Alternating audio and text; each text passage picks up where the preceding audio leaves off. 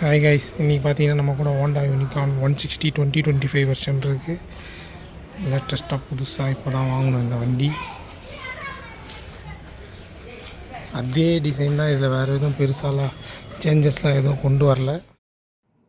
Fuel இன்ஜெக்ஷனுக்கான எந்த ஐடென்டிஃபிகேஷனுமே இதில் இல்லை. ஃபியூல் இன்ஜெக்ஷன்னு ஒரு ஸ்டிக்கர் கொடுத்துருந்தா நல்லா இருந்திருக்கும். அது ஒன்று தான் மிஸ்ஸிங்கு.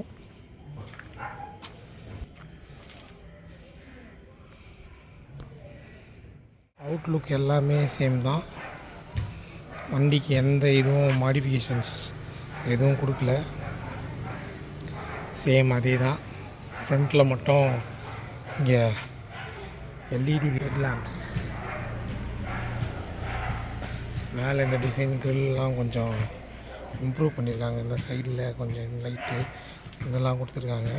அதுக்கப்புறம் மெயினாக ஹேண்டில் பேர் வந்து ஃபஸ்ட்டு இதில் ஸ்டெயின்லெஸ் ஸ்டீலில் வரும். இப்போ வண்டியோட கலர்லேயே கொடுத்துருக்காங்க, பிளாக்கில். அதுக்கப்புறம் மெயினான அப்டேட் பார்த்திங்கன்னா இன்ஸ்ட்ருமெண்ட் கிளஸ்டர் கொடுத்துருக்காங்க. SP 160 வர அதே சேம் இன்ஸ்ட்ருமெண்ட் கிளஸ்டர் தான் கொடுத்துருக்காங்க. இன்ஸ்ட்ருமெண்ட் கிளஸ்டரும் நல்லாயிருக்கு. ABS காமிக்குது, high beam, gear indicator, RPM tachometer, fuel gauge, total kilometre per litre, mileage, average, இது சைட் ஸ்டாண்ட் இண்டிகேட்டர் இருக்குது. இங்கே டைம் இருக்குது. இது வந்து ஃபியூல் கன்சப்ஷன் சேஞ்ச் ஆகும். சொல்லிட்டு எடுத்துட்டிங்கன்னா அடுத்து kilometre, average kilometre per hour பார்த்துக்கலாம்.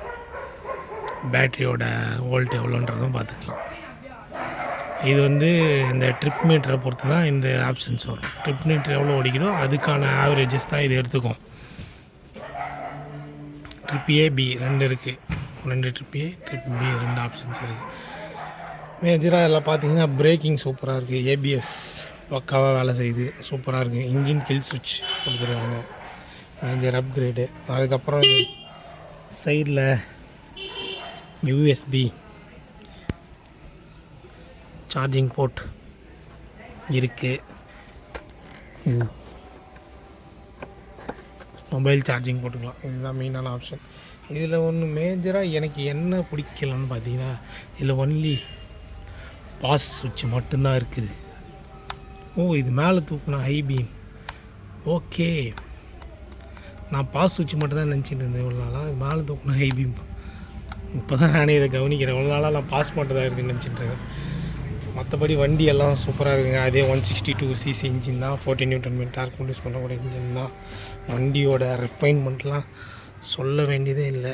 இதில் மெயினாக யூனிகார்னில் வந்து எப்பயுமே கிக்கர் வரும், அது ஒரு அட்வான்டேஜ், பெரிய ப்ளஸ். வண்டியோட வியூ எல்லாம் சூப்பராக இருக்குது. மோனோ ஷாக் தான் மெயினான இந்த வண்டியில் ஒரு அட்வான்டேஜ். வண்டி ஓட்டெல்லாம் செமையாக இருக்குதுங்க. இந்த ரிஃபைன்மெண்ட் இன்னும் சூப்பராக இருக்குது. இது எத்தனால் 20 கேப்பபிள் இன்ஜின் தான். இது நான் ட்ரைவ் பண்ணிவிட்டு உங்களுக்கு எப்படி இருக்குன்னு சொல்கிறேன். டாப் ஸ்பீடு எவ்வளோ போகுதுன்னு முடிஞ்சால் ஓட்டி காமிக்கிறேன். இவ்வளோ தான். மேஜர் அப்கிரேட்ஸ்னு ஒன்றும் பெருசாக இல்லை. ஆனால் இந்த வண்டி 20 இயர்ஸாக இந்த வண்டி எந்த அப்கிரேடுமே கொடுக்காம 20 லட்சம் பேருக்கு மேலே இந்த வண்டி வாங்கியிருக்கிறாங்க. 20 லட்சத்துக்கு மேலேயே கூட இருக்கலாம். இப்போ தான் இந்த இன்ஸ்ட்ருமெண்ட் கிளஸ்டர் அப்டேட்டே வந்திருக்கு. ஒரு USB சார்ஜிங் போட்டிருக்கு. இவ்வளோதான் மேஜரான அப்கிரேடு இல்லை.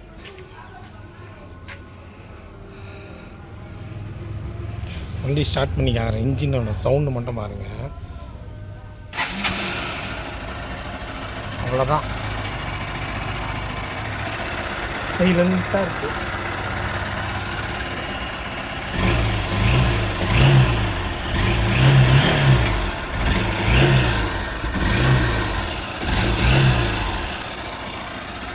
லைட்ஸ் ஆன் பண்ணியிருக்கேன்.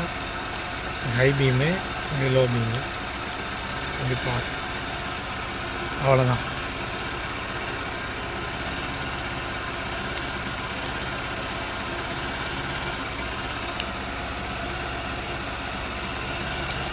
ஆவரேஜ் மைலேஜ் பாருங்களேன், 55.3 காமிக்குது.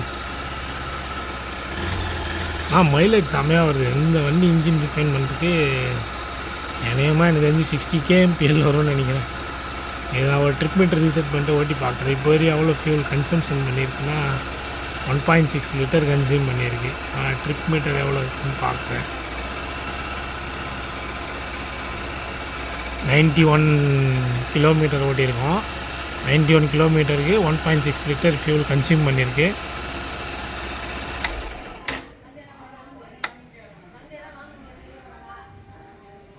சாரி, நாய்ஸில் ஒன்றுங்க. இப்போ 91 இந்த ட்ரிப் மீட்டர் ரீசெட் பண்ணிங்கன்னா இது எல்லாமே ரீசெட் ஆகிடும். இந்த ட்ரிப் வச்சு தான் இந்த எல்லா கால்குலேஷனுமே. இப்போ 91 கிலோமீட்டர் ஓட்டினதில் ஆவரேஜ் கிலோமீட்டர் பர் ஹவர் பார்த்திங்கன்னா 24, 13 வோல்ட் பேட்ரி வாங்கிது. இப்போ 55.1 கிலோமீட்டர் பர் லிட்டர் வந்து மைலேஜ் வந்துருக்கு. ஆவரேஜ் 1.6 லிட்டர் ஃபியூல் கன்சியூம் பண்ணியிருக்கு. இந்த 2 பட்டனும் லாங் ப்ரெஸ் பண்ணோன்னா இங்கே பாருங்கள் 6 பிளிங்க் ஆகுது. அதுக்கப்புறம் இதில் செலக்ட்ன்ற பட்டன் அழுத்தோம்னா மறுபடியும் இப்போ மினிட்ஸ் மாற்றிக்கலாம். மேலே செட் பட்டன், கீழே செலக்ட் பட்டன்.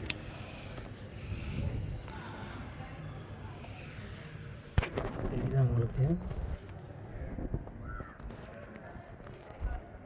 மேலே செலக்ட்டு, கீழே செட்டு, எஸ்இஎல் எஸ்இடி. மறுபடியும் இதை அழுத்தணும்னா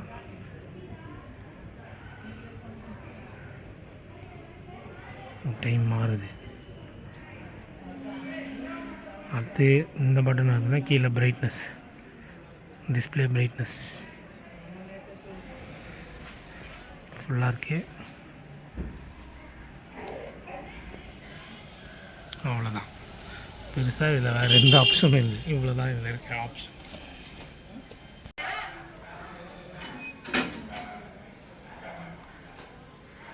ட்ரிப் மீட்டர் ரீசெட் ஆகிடுச்சு.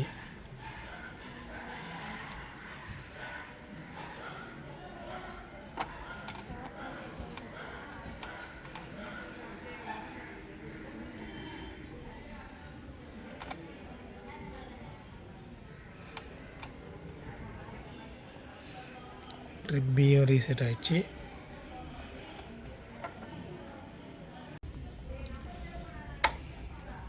இதில் மேஜராக இன்ஜின் வார்னிங் கொடுத்துருப்பாங்க. இன்ஜின் வார்னிங் வந்து 250 கிலோமீட்டர்ஸ் ஒன்ஸ் பிளிங்க் ஆகும்னு சொன்னாங்க. அப்போ சர்வீஸ் போகணுன்னு சொன்னாங்க.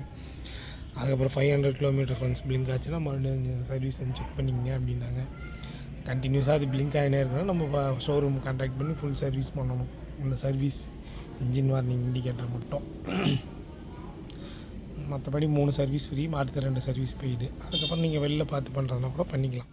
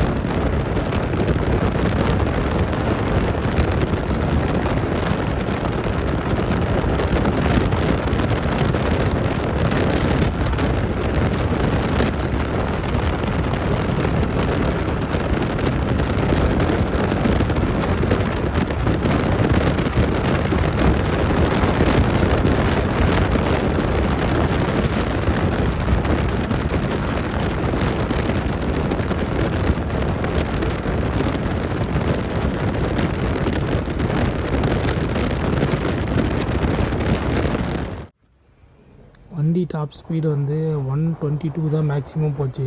அதுக்கு மேலே என்ன தான் ஆஸ்கலேட்டர் நான் ஃபுல்லாக கொடுத்தாலுமே 122க்கு மேலே போகல. எவ்வளோ ஆஸ்கலேட்டர், ஃபுல் ஆஸ்கலேட்டர் கொடுத்தாச்சு. அதுக்கு மேலே போகவே இல்லை. 122 தான் இதோட நான் ஓட்டின டாப் ஸ்பீட். மேபி எதனா உருட்டு அந்த மாதிரி வந்தால் கூட இன்னும் கொஞ்சம் ஸ்பீடு இன்க்ரீஸ் ஆகி போயிருக்கலாம். நான் ஓட்டின ரோட்டில் வந்து 122 தான் மேக்ஸிமம் போச்சு. ஃப்ளாட்டான ரோடு தான். சென்னை அவுட்டர் ரிங் ரோட்டில் தான் நான் ஓட்டுனேன். ஹெல்மெட் போட்டு வண்டி ஓட்டுங்க. பி சேஃபாக ட்ராவல் பண்ணுங்கள். டாப் ஸ்பீடு வந்து ரோடோட கண்டிஷன்ஸுக்கு ஏற்ற மாதிரி ஓட்டுங்க. ஸோ ரோட் சேஃப்டி தான் ரொம்ப முக்கியம். சேஃப்டி ஃபாலோ பண்ணுங்கள். நெக்ஸ்ட் வீடியோவில் பார்க்கலாம். பாய்.